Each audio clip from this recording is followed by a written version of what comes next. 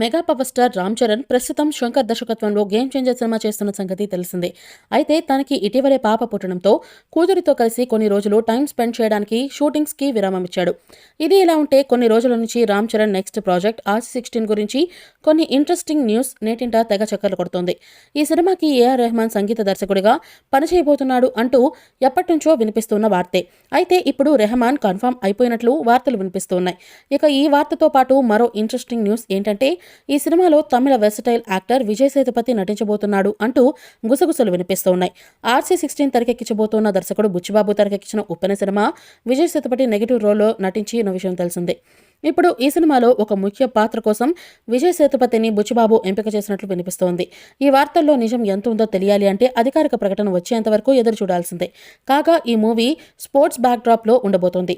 Ram Charan kabaddi player గా కనిపించబోతున్నాడు అని film Nagar లో వినిపిస్తోంది.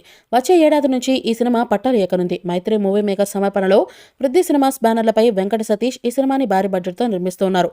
ఈ సినిమా కూడా పాన్ ఇండియా లెవెల్లోనే తెరకెక్కబోతోంది.